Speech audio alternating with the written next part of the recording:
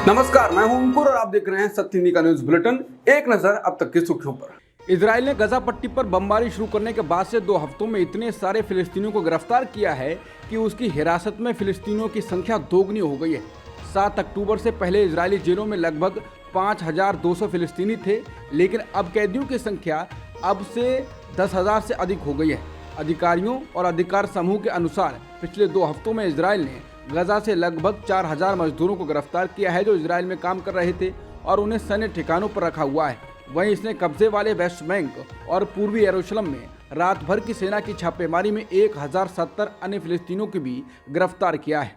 गजा और मिस्र को जोड़ने वाली रफा बॉर्डर क्रॉसिंग को आज मदद का सामान ले जाने के लिए खोल दिया गया है। राहत सामग्रियों से भरे ट्रक जैसे ही रफा क्रॉसिंग पर मिस्र की तरफ से गजा में दाखिल हुए, वहां खड़े वॉलंटियर्स ने ताली बजाकर खुशी जताई। फिलहाल केवल 20 ट्रकों को ही गजा में प्रवेश की अनुमति मिली है, जबकि वर्ल्ड फूड प्रोग्राम और अन्य मानवाधिकार संगठनों का कहना है कि गजा में जो हालात हैं उससे निपटने के लिए हर रोज कम से कम 100 ट्रक राहत सामग्री की जरूरत है। गजा के लिए रफा क्रॉसिंग खोलने के बाद राहत कार्य करने वाली संयुक्त राष्ट्र की एजेंसी ने कहा है कि जो मदद आने की उम्मीद है वो नाकाफी है। एजेंसी ने कहा कि ये समंदर में एक बूंद के जैसी है। फलस्तीनी शरणार्थियों के लिए काम करने वाली संयुक्त राष्ट्र की एजेंसी से जुड़ी जूलियट टोमा ने कहा है कि राहत सामग्री के लगातार आते रहने की जरूरत है। उन्होंने कहा कि गजा के लोगों को निरंतर और सतत मदद की जरूरत है। इसमें वाटर स्टेशनों के लिए ईंधन भी शामिल है। बता दें, इजराइल ने रफा नाके के रास्ते राहत सामग्री से लदे 20 ट्रकों को जाने की अनुमति दी है, लेकिन ईंधन जाने पर रोक लगा दी है।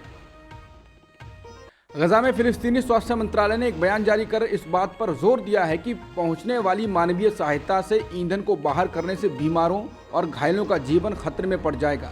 बयान में कहा गया है कि हम अंतर्राष्ट्रीय समुदाय और मिस्र से अपील करते हैं कि अस्पतालों में और अधिक पीड़ितों की जान जाने से पहले ईंधन और आपातकालीन स्वास्थ्य जरूरतों को पूरा करने के लिए तुरंत काम करें।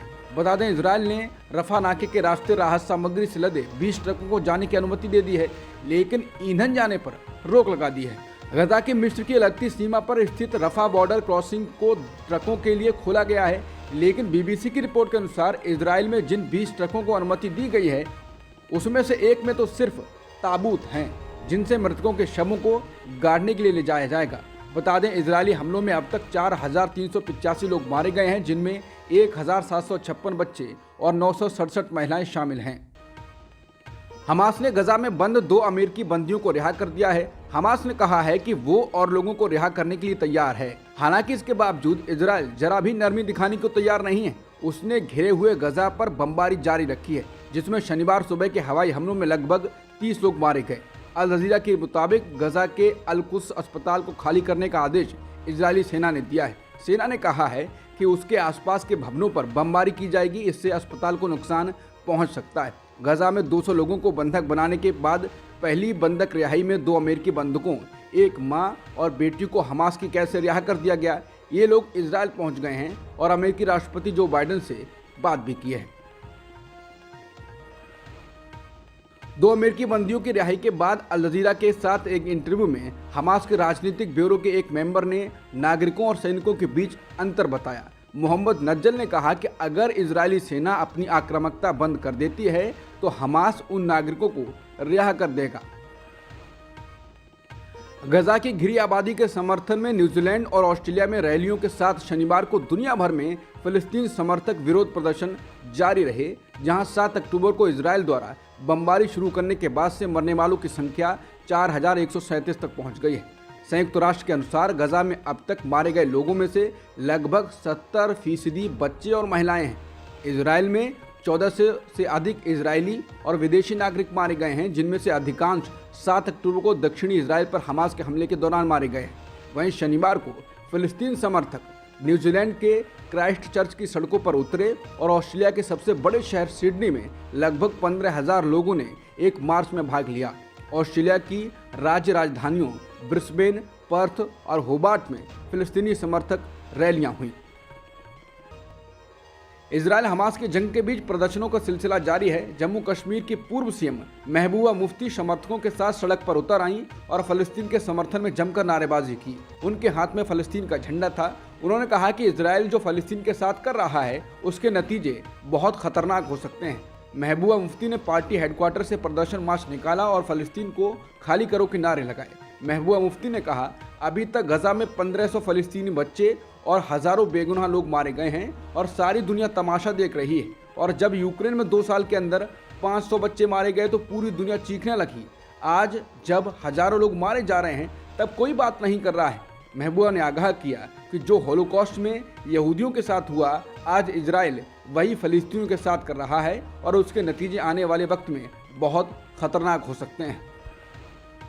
दैनिक भास्कर की रिपोर्ट के अनुसार चीन ने एलएसी पर सैन्य तैनाती में अब तक कोई कटौती नहीं की है। अमेरिका के रक्षा मंत्रालय पेंटागन ने अपनी रिपोर्ट में इसकी जानकारी दी है।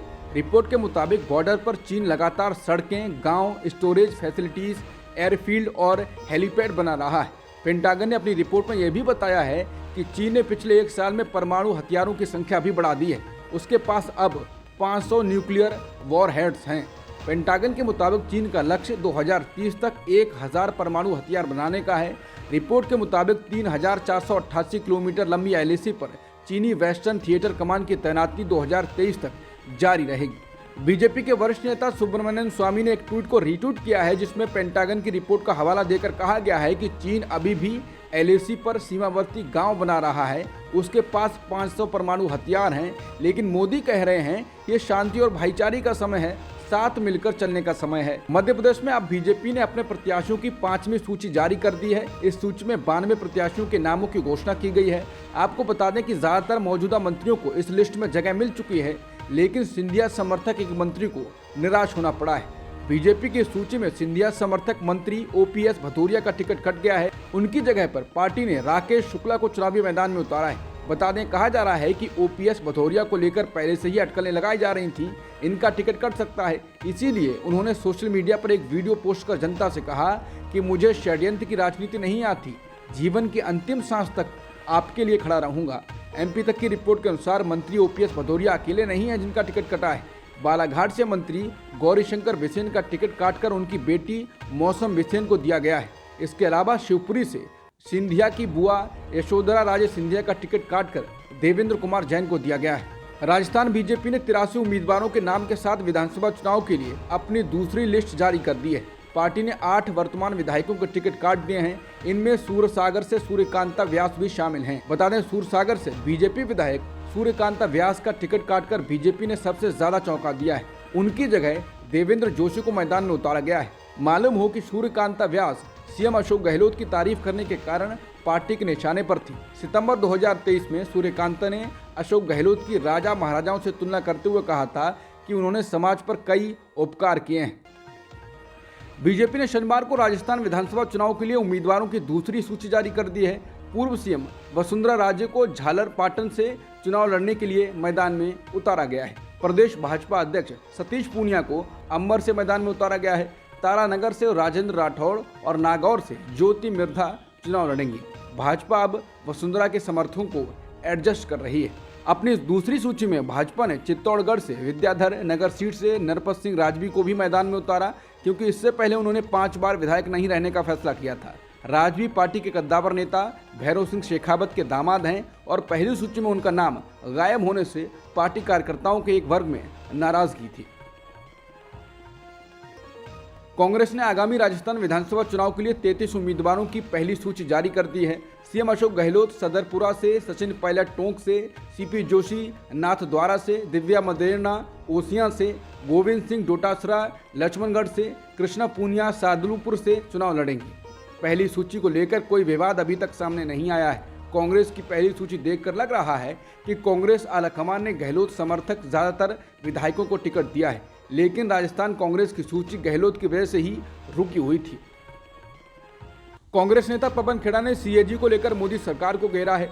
उन्होंने प्रेस कॉन्फ्रेंस में कहा कि आज से 10 साल पहले रामलीला मैदान में तमाम ठग इकट्ठा हुए। इन ठगों ने नौटंकी करके पूरे देश को फंसाया और मीडिया ने इसे जन आंदोलन बताया। इन सब ने सीएजी रिपोर्ट्स को आधार बनाया था। ये सभी रिपोर्ट्स मामले बीते 10 वर्षों में बेबुनियाद साबित हुए। इन ठगों का मकसद डॉक्टर मनमोहन सिंह जी की साफ छवि को खराब करना और यूपीए सरकार को बदनाम करना था। इसके बाद उन्होंने कहा कि जिस सीएजी ने साल 2015 में 55 रिपोर्ट्स निकाली थी, 2023 में वही सीएजी बड़ी मुश्किल से रिपोर्ट्स निकाल पा रहा है। भारतमाला प्रोजेक्ट्स में 1 रुपए का काम 14 रुपए में किया गया। 1 किलोमीटर की सड़क को 4 तरीके से नापकर 4 किलोमीटर की सड़क बताया गया। आयुष्मान योजना के घोटाले सामने आए, जहां एक ही मोबाइल नंबर से लाखों लोग जुड़े हुए थे, लेकिन सीएजी की रिपोर्ट पर मीडिया में कुछ नहीं दिखाया गया। रामलीला मैदान में भी कोई आंदोलन देखने को नहीं मिला। पवन खेड़ा ने कहा कि भगवान राम के नाम पर वोट लेने वालों ने भगवान राम के घर को भी नहीं छोड़ा। बीजेपी ने अयोध्या विकास परियोजना में ठेकेदारों के साथ मिलकर करोड़ों रुपए का फर्जीवाड़ा किया। इसी के साथ उड़ान, रेलवे, खादी ग्राम उद्योग, ग्रामीण विकास किसी को नहीं छोड़ा गया। यानी खाऊंगा और खिलाऊंगा, अगर बता दोगे तो चुप भी कराऊंगा। पवन खेड़ा ने कहा कि सीएजी के जिन 3 अधिकारियों ने मोदी सरकार के घोटालों को उजागर किया, उनका ट्रांसफर कर दिया गया। सबसे चौंकाने वाली बात यह है कि सीएजी मुंबई कार्यालय को एक ईमेल भेजा गया, जिसमें कहा गया कि सारा ऑडिट और फील्ड वर्क रोक दिया जाए। यानी मोदी सरकार इस तरह से सीएजी का गला घोंट रही है। इसके साथ ही पवन खेड़ा ने पीएम मोदी से सवाल किए हैं। वो ये हैं कि सीएजी को सारा फील्ड वर्क बंद करने का आदेश किसके कहने पर दिया गया। दूसरा, जिन सीएजी अधिकारियों ने घोटालों को उजागर किया, उनका ट्रांसफर क्यों किया गया। तीसरा, किसके निर्देश पर सीएजी का गला घोंटा जा रहा है। पवन खेड़ा ने कहा कि स्वायत्त संस्था पर आप बुलडोजर चलाएंगे तो विपक्ष इसे कतई बर्दाश्त नहीं करेगा। टीएमसी सांसद महुआ मोइत्रा की कहानी जिस तरह बढ़ रही है, उससे लगता है कि उन्हें घेरने की भाजपाई कोशिश नाकाम हो रही है। भाजपा सांसद निशिकांत दुबे ने लोकसभा स्पीकर से शिकायत में कहा था कि महुआ ने संसद में सवाल पूछने की बजाय रिश्वत और गिफ्ट लिए। निशिकांत दुबे ने मात्र सीईओ और वकील दर्शन हीरानंदानी के एफिडेविट के आधार पर सवाल लगाए हैं। वकील दर्शन ने लोकसभा की आचार समिति को जो शपथ पत्र सौंपा, उसमें 3 नाम थे। ये हैं शार्दुल अमरचंद मंगलदास एंड कंपनी के मैनेजिंग पार्टनर शार्दुल श्रॉफ, उनकी पत्नी पल्लवी श्रॉफ और जानी मानी आर्थिक पत्रकार सुचेता दलाल। पल्लवी श्रॉफ भारत के पूर्व चीफ जस्टिस पीएन भगवती की बेटी हैं। एसएम भारत की जानी मानी लॉ फर्म है। इंडियन एक्सप्रेस ने शनिवार 21 अक्टूबर को इस संबंध में रिपोर्ट प्रकाशित की है। शार्दुल और पल्लवी ने हीरानंदानी समूह के सीईओ और वकील दर्शन हीरानंदानी के इस दावे को खारिज कर दिया है कि टीएमसी सांसद महुआ मोइत्रा को पीएम मोदी और व्यवसायी गौतम अडानी को बदनाम करने के लिए उनकी मदद मिल रही थी। एक बयान में उन्होंने हीरानंदानी के खिलाफ कानूनी कार्रवाई की चेतावनी दी है। इंडियन एक्सप्रेस के मुताबिक शार्दुल श्रॉफ और पल्लवी श्रॉफ ने अपने बयान में कहा, हमने अडानी परिवार या प्रधानमंत्री के खिलाफ उठाए जाने वाले किसी भी सवाल के लिए कोई जानकारी नहीं दी है या पैसा नहीं दिया है। हमारे खिलाफ इस तरह का आरोप या आक्षेप लगाना भी बेहद दुखद है और पूरी तरह से दुर्भावनापूर्ण है। अमेरिका और ब्रिटेन ने भारत से आग्रह किया है कि वो कनाडा पर भारत में अपनी राजनयिक उपस्थिति कम करने पर जोर न दे। दोनों देशों ने सिख अलगाववादी की हत्या पर विवाद के बीच कनाडा द्वारा 41 राजनयिकों को बाहर निकालने पर चिंता जताई। बता दें, जून में कनाडा के वैंकूवर में कनाडाई नागरिक और खालिस्तानी नेता हरदीप सिंह निज्जर की हत्या में भारत की संलिप्तता का आरोप लगा था। भारत ने आरोप से इनकार किया है। हालांकि भारत ने निज्जर को आतंकवादी घोषित किया था और उस पर इनाम भी था। इधर कई खालिस्तानी नेताओं की मौत विदेश में हो चुकी है। कनाडा के प्रधानमंत्री जस्टिन ट्रूडो ने शुक्रवार को कहा कि भारत के कनाडा के राजनयिकों पर कार्रवाई करने से दोनों देशों में दसियों लाख लोगों का जीना मुहाल हो गया है।